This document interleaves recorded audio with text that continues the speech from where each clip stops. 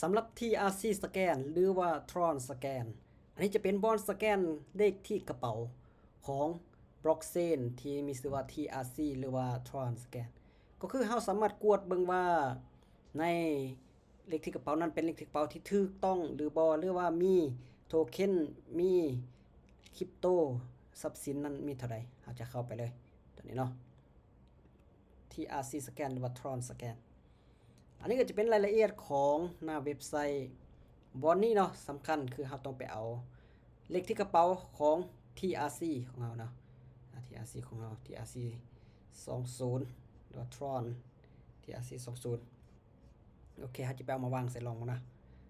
อันนี้จะเป็นเลขที่กระเป๋าของเราก็ได้หรือว่าของคนอื่นก็ได้หรือว่าของ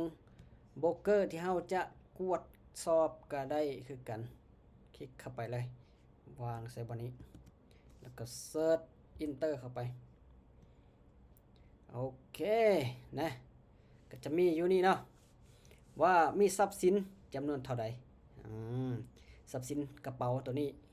มีจำนวน100เหรียญนะ100เหรียญก็คือนะจะเป็นเหรียญ TRX แม่นจำนวน5เหรียญอยู่นี่เนาะโทเค็นนี่โทเค็น2เหรียญ TRX นี่จำนวน5เหรียญเหรียญ USDT จำนวน94.87มารวมๆอยู่นี่ก็เป็นประมาณ100.35ก็จะรู้ทันทีว่ากระเป๋าตัวนี้มีจำนวนโทเค็นหรือว่าทรัพย์สินเท่าใดนะสามารถเอามาวางกวดซะนี่เลยอาจจะเป็นเว็บไซต์จะเป็น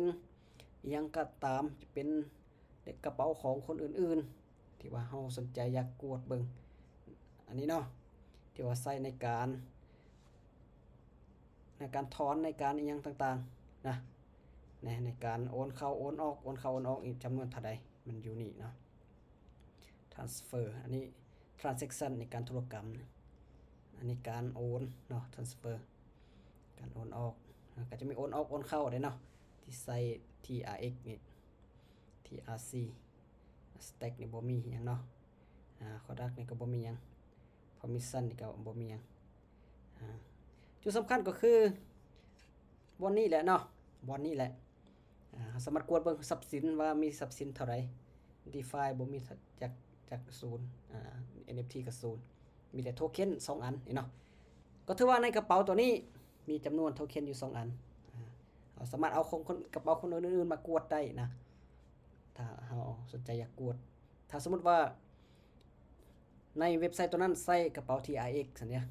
หรือว่า Tron นี่เราสามารถมาสแกนได้นะอันนี้ก็จะเป็นขั้นตอนในการนำใส่